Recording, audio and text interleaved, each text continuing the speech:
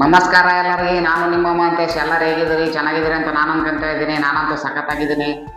ನೆನ್ನೆ ನಡೆದಿರುವಂಥ West Indies versus Bharat ಮ್ಯಾಚಿನ ಬಗ್ಗೆ ಮಾತಾಡೋಣ ಅಂತ ನಾನು ಇವತ್ತು ಬಂದಿದ್ದೀನಿ. ನಿನ್ನೆ ಮ್ಯಾಚು ಕ್ರಿಕೆಟ್ ಅಭಿಮಾನಿಗಳಿಗೆ ಒಳ್ಳೆ ಥ್ರಿಲ್ಲರ್ ಅಂತ ಹೇಳ್ಬೋದು. ಯಾಕಂದರೆ ಗೆದ್ದರೆ ಸೆಮಿಫೈನಲ್ಗೆ ಅವಕಾಶ, ಸೋತ್ರೆ ಮನೆ ಕಡೆ. ಆದ್ದರಿಂದ ಎರಡೂ ತಂಡಕ್ಕೆ ಸೇಮ್ ಪರಿಸ್ಥಿತಿ ಉಂಟಾದಾಗ ಪ್ಲಸ್ ಪಾಯಿಂಟ್ ಏನಂದರೆ ಭಾರತ ತಂಡಕ್ಕೆ ಟಾಸ್ ವಿನ್ ಆದರು. ಟಾಸ್ ವಿನ್ ಆದ ಭಾರತ ತಂಡ ಬಾಲಿಂಗನ್ನು ಆಯ್ಕೆ ಮಾಡಿಕೊಂಡಿತ್ತು. ಬಾಲಿಂಗನ್ನು ಆಯ್ಕೆ ಮಾಡಿಕೊಂಡ್ರೂ ಕೂಡ ವೆಸ್ಟ್ ಇಂಡೀಸ್ ತಂಡ ಬ್ಯಾಟಿಂಗ್ ಪ್ರಾರಂಭ ಮಾಡಿ ಒಳ್ಳೆ ಒಂದು ಪ್ರದರ್ಶನ, ಪ್ರಾರಂಭದಲ್ಲೇ ಒಂದು ಒಳ್ಳೆ ಪಾರ್ಟ್ನರ್ಶಿಪ್ ಬಿಲ್ಡ್ ಮಾಡ್ತಾರೆ. ಜೊತೆ ಆಟ 60+ ಮೇಲೆ ಆಡ್ತಾರೆ. ಅವಾಗ ನಮ್ಮ ವರುಣ್ ಚಕ್ರವರ್ತಿ ಅವರು ಆ ಪಾರ್ಟ್ನರ್ಶಿಪ್ ಬ್ರೇಕ್ ಮಾಡಿದ ಮೇಲೆ ಎಲ್ಲರೂ ಕೂಡ ಬಂದವರು ಬಂದಂಗೆ ಕೂಡ ಒಳ್ಳೆ ಸ್ಪೀಡ್ ಬ್ಯಾಟಿಂಗ್ ಆಡಿ ಒಳ್ಳೆ ಒಂದು ಗುರಿಯನ್ನು ತಲುಪಿದ್ರು ಅಂತ ಹೇಳ್ಬೋದು. ಯಾರು ಹಾಫ್ ಸೆಂಚುರಿ ಮೇಲೆ ಆಡದಿದ್ರು ಕೂಡ ಎಲ್ಲರೂ ಕೂಡ ಚೆನ್ನಾಗಿ ಆಡಿದ್ರು ಅಂತ ಹೇಳ್ಬೋದು. ಒಳ್ಳೆ ಪ್ರದರ್ಶನ ಮಾಡಿದರು, ಚೆನ್ನಾಗಿ ಬ್ಯಾಟಿಂಗ್ ಆಡಿದ್ರು ಎಲ್ಲರೂ ಕೂಡ. ವೆಸ್ಟ್ ಇಂಡೀಸ್ ತಂಡ ಕೊನೆ ಲಾಸ್ಟ್ ಒಂದು ಪಾರ್ಟ್ನರ್ಶಿಪ್ ಜೊತೆ ಆಟ ಏನಿರುತ್ತೆ 70 ರನ್ ಮೇಲೆ ಆಡ್ತಾರೆ. ಅದರಿಂದ ಒಳ್ಳೆ ಒಂದು ಬ್ಯಾಟಿಂಗ್ ಪ್ರದರ್ಶನ ಮಾಡಿದ್ರು ಅಂತ ಹೇಳ್ಬೋದು. ನಮ್ಮ ಬಾಲಿಂಗ್ ಕಡೆ ಬರೋದಾದರೆ ಬೂಮ್ರಾ ಅವರು 2 ವಿಕೆಟ್ ತೆಗೆದುಕೊಂಡಿರ್ತಾರೆ. ಆಮೇಲೆ ಹಾರ್ದಿಕ್ ಪಾಂಡ್ಯ, ವರುಣ್ ಚಕ್ರವರ್ತಿ ಅವರು ಮನುಷ್ಯ ಒಂದೊಂದು ವಿಕೆಟ್ ತಗೊಂಡಿರ್ತಾರೆ. ಹರ್ಷದೀಪ್ ಸಿಂಗ್ ಮತ್ತೆ ಅಕ್ಷರ್ ಪಟೇಲ್ ಅವರಿಗೆ ವಿಕೆಟು ಬಿದ್ದಿರಲ್ಲ. ಇದು ವೆಸ್ಟ್ ಇಂಡೀಸ್ ಇನ್ನಿಂಗ್ಸ್ ಆದರೆ ಟೋಟಲ್ ಅವರು 20 ಓವರ್ಗಳಲ್ಲಿ 4 ವಿಕೆಟ್ಗಳನ್ನು ಕಳೆದುಕೊಂಡು 195 ರನ್ನು ಅವರು ಮಾಡಿ ಭಾರತ ಗೆಲುವಿಗಾಗಿ ಗುರಿ ಕೊಟ್ಟಿರುವುದು. ಭಾರತಕ್ಕೆ ಅವರು 196 ರನ್ಗಳನ್ನು ಗುರಿಯನ್ನು ಅವರು ಕೊಟ್ಟಿರ್ತಾರೆ. ಅದಾದ ಮೇಲೆ ಭಾರತ ಬ್ಯಾಟಿಂಗ್ ಪ್ರಾರಂಭ ಮಾಡಿದ ಮೇಲೆ ಪ್ರಾರಂಭದಲ್ಲಿ ಬರ್ತಾರೆ ನಮ್ಮ ಸಂಜು ಸ್ಯಾಮ್ಸನ್ ಮತ್ತೆ ಅಭಿಷೇಕ್ ಶರ್ಮಾ, ಸಂಜು ಸ್ಯಾಮ್ಸನ್ ಬಂದು ಒಳ್ಳೆ ಆಟ ಪ್ರಾರಂಭ ಮಾಡಿರ್ತಾರೆ. ಸಂಜು ಸ್ಯಾಮ್ಸನ್ ಚೆನ್ನಾಗಿ ಆಡ್ತಾ ಇದ್ರು. ಆಮೇಲೆ ಇವು ಅಭಿಷೇಕ್ ಶರ್ಮಾ ಅವರು ಒಂದು ಸ್ವಲ್ಪ ನೋಡ್ಕೊಂಡು ನಿಧಾನವಾಗಿ ಸ್ಟಾರ್ಟ್ ಮಾಡಿದ್ರು. ಇವರು ಬಹಳ ಸ್ವಲ್ಪ ನೋಡ್ಕೊಂಡು ಆಡಿ ಕೊನೆವರೆಗೆ ಸ್ವಲ್ಪ ಒಳ್ಳೆ ಹಾಫ್ ಸೆಂಚುರಿ ಪಾರ್ಟ್ನರ್ ಇಬ್ಬರ ನಡುವೆ ದೊಡ್ಡ ಪಾರ್ಟ್ನರ್ಶಿಪ್ ಬಿಲ್ಡ್ ಮಾಡ್ತಾರೆ. 65-70 ರನ್ ಮಾಡ್ತಾರೆ ಅಂತ ನಾವು ಅಂತಿದ್ವಿ. ಆದ್ರೆ ಅಷ್ಟೊತ್ತರಲ್ಲೇ ಈ ಅಭಿಷೇಕ್ ಶರ್ಮಾ ಅವರು ವಿಕೆಟ್ ಕೊಟ್ಟು ಔಟ್ ಆಗಿ ಹೋಗ್ತಾರೆ. ಅದು ತುಂಬಾ ನಿರಾಶೆ ಆಗುತ್ತೆ. ಅದೊಂದಲ್ದೇನೆ ಇಶಾನ್ ಕಿಶನ್ ಅವರು ಬಂದು ಅವರು ಕೂಡ ಬಹಳ ಬೇಗ ಅವರು ಕೂಡ ಪ್ರಾರಂಭ ಒಳ್ಳೆ ಸ್ಟಾರ್ಟ್ ಮಾಡ್ತಾರೆ.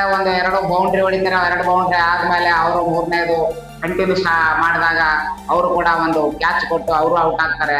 ಸೂರ್ಯಕುಮಾರ್ ಯಾದವ್ ಬರ್ತಾರೆ, ಅವರು ಕೂಡ ಬಹಳ ಟೈಮ್ ಇರಲ್ಲ, ಅವರು ಕೂಡ ಔಟ್ ಆಗಿ ಬರ್ತಾರೆ. ವಿಕೆಟ್ ಮೇಲೆ ವಿಕೆಟ್ ಹೋದಾಗ ಸಂಜು ಸ್ಯಾಮ್ಸನ್ ಒಬ್ಬರೇ ಪ್ರಾರಂಭದಲ್ಲಿ ಬಂದು 20 ಓವರ್ವರೆಗೆ ಕೊನೆಯವರೆಗೆ ನಿಂತು ಫುಲ್ಲು. ಸಂಜು ಸ್ಯಾಮ್ಸನ್ ಇಲ್ಲ ಅಂದ್ರೆ ನಿನ್ನೆ ಮ್ಯಾಚ್ ಇಲ್ಲ.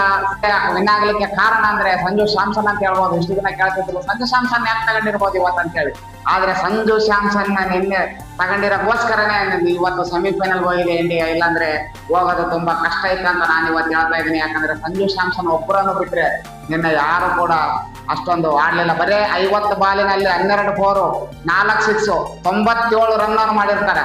ಕೊನೆಯವರೆಗೆ ನಿಂತ್ಕೊಂಡು ಮ್ಯಾಚ್ ಚೇಸ್ ಮಾಡ್ಕೊಂಡು ಹೋಗ್ತಾರೆ. ಅದು ಅವರ ತಾಕತ್ತನ್ನು ನಿನ್ನೆ ದಿನ ತೋರಿಸ್ಕೊಟ್ರು ಅವರು.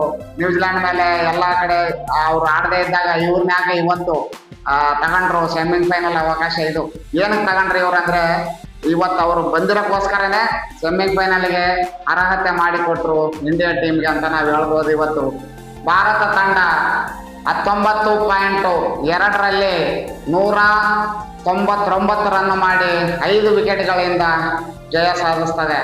ಸಂಜು ಸ್ಯಾಮ್ಸನ್ ಅವರು ಆ ಥರ ಆಡಿರೋದ್ರಿಂದನೇ ಅವರು ಒಳ್ಳೆ ಚೇಂಜಿಂಗ್ ಮಾಡ್ತಾರೆ.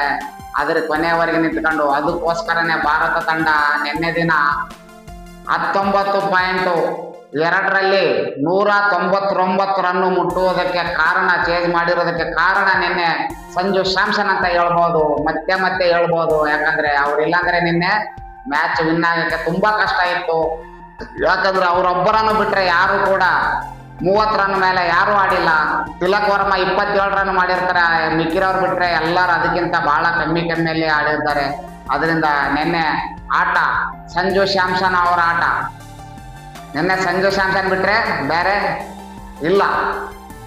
ಅದರಿಂದ ನಾವು ಸಂಜು ಸ್ಯಾಮ್ಸನ್ ಆ ಥರ ಆಡಿರೋದ್ರಿಂದನೇ ಈಜಿಯಾಗಿ 19.2ರಲ್ಲಿ 199 ರನ್ನನ್ನು ಹೊಡೆದು ಚೇಸ್ ಮಾಡಿ 5 ವಿಕೆಟ್ಗಳಿಂದ ಜಯ ಸಾಧಿಸಿತು.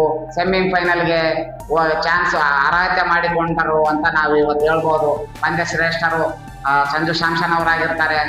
ಅದರಿಂದ ಆದರೆ ವೆಸ್ಟ್ ಇಂಡೀಸ್ ಅವರು ಕೂಡ ಒಳ್ಳೆ ಕಾಂಪಿಟೇಷನ್ ಕೊಟ್ರ ಅಂತ ಹೇಳ್ಬೋದು. ಮ್ಯಾಚ್ ನೋಡೋದಕ್ಕೆ ನಿನ್ನೆ ತುಂಬಾ ಇಂಟ್ರೆಸ್ಟಿಂಗ್, ಪ್ರಾರಂಭದಲ್ಲಿ ಇಂಟ್ರೆಸ್ಟಿಂಗ್ ಇತ್ತು. ಅವ್ರು ಬ್ಯಾಟಿಂಗ್ ಆಡ್ಬೇಕಾದ್ರೂ ಅದೇ ತರ ಇಂಟ್ರೆಸ್ಟಿಂಗ್ ಇತ್ತು. ನಮ್ಮವ್ರು ಬ್ಯಾಟಿಂಗ್ ಸ್ಟಾರ್ಟ್ ಮಾಡ್ತಾರೆ, ಯಾಕಂದ್ರೆ ವಿಕೆಟ್ ಮೇಲೆ ವಿಕೆಟ್ ಬಿತ್ತು. ಅವಾಗಲೂ ಅದೇ ತರ ಇಂಟ್ರೆಸ್ಟ್ ಇತ್ತು ಮ್ಯಾಚ್ ಕೊನೆವರೆಗೂ. ಎಲ್ಲಿ ಒಂದು ಎಂಟರ್ಟೈನ್ಮೆಂಟ್ ಅನ್ನೋದು ಕಮ್ಮಿ ಆಗ್ಲಿಲ್ಲ. ಈಜಿಯಾಗಿ ಮ್ಯಾಚ್ ಗೆದ್ದಲಿಲ್ಲ ಹಾಗಂತೇಳಿ ಬೇಜಾರು ಕೂಡ ಆಗಿಲ್ಲ. ವಿಕೆಟ್ ಮೇಲೆ ವಿಕೆಟ್ ಹೋದ್ರು ರನ್ಸ್ಗಳು ಅದೇ ತರ ಬರ್ತಾ ಇದ್ವು. ಅದರಿಂದ ನಮ್ಗೆ ನಿನ್ನೆ ಮ್ಯಾಚ್ ನೋಡಕ್ಕೆ ತುಂಬಾ ಖುಷಿ ಆಯ್ತು. ನಿಮ್ಮ ಅಭಿಪ್ರಾಯ ಏನಾನಿದ್ರೆ ಕಾಮೆಂಟ್ ಬಾಕ್ಸ್ ನಲ್ಲಿ ತಿಳಿಸಿ.